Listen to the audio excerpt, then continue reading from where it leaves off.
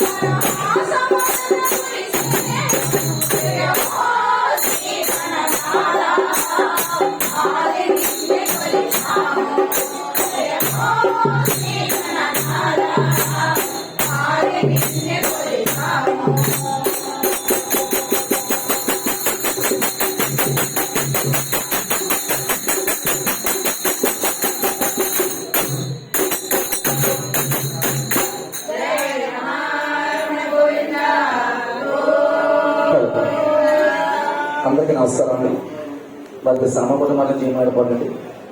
గురుగారితో నా బాంధవ్యం 30 సంవత్సరాలండి. ఈరోజు ఈ పవిత్రమైన ఘట్టంలో ఇంత మంచి అవకాశం పొరపడం నా జన్మస్ఫూర్తి. గురువు గారికి నాకు ఎలా పరిచయం అంటే, నేను ఈ ఎదురుబాగలో ఆడవాళ్ళ పని చెప్పినప్పుడు ఒకసారి గురుగారు కలిసానండి. కలిసిన తర్వాత నాకు ఫైనాన్స్లో పని చేస్తున్నాను. దశమి ఆ రోజు దశమి నన్ను రమ్మన్నారు. మేము వచ్చి గురుగారితో తిరిగాము.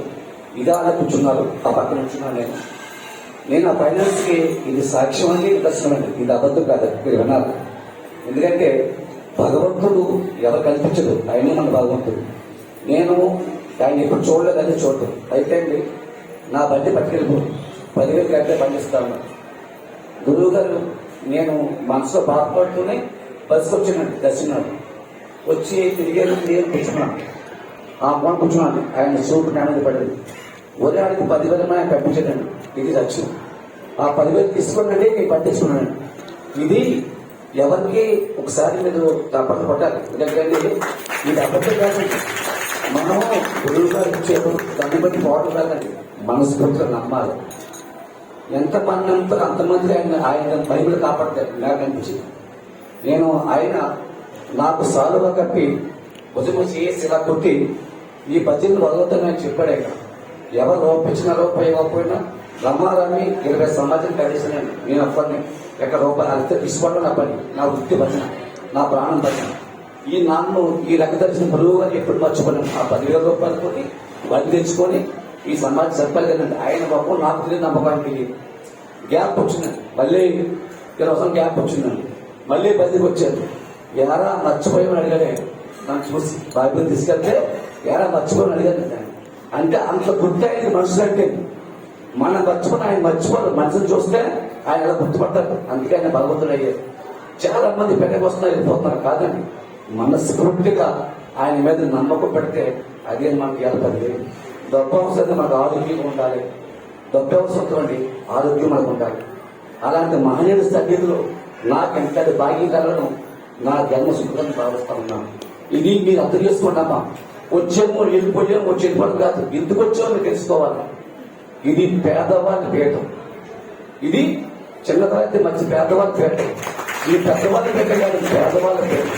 అన్ని ఉచితమే, అన్ని ఉచితమే. మన ఏ గుడికి వెళ్ళినా టికెట్ 150, 200 రూపాయలు అట్లా ఉంటాయి. ఇలా రూపాయి టికెట్ లేదు.